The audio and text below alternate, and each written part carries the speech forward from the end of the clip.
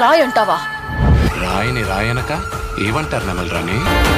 ఇలాంటివాడు మీకు గొప్ప భక్తుడవుతాడని నమ్మకం ఏంటి ప్రభు? రుద్రా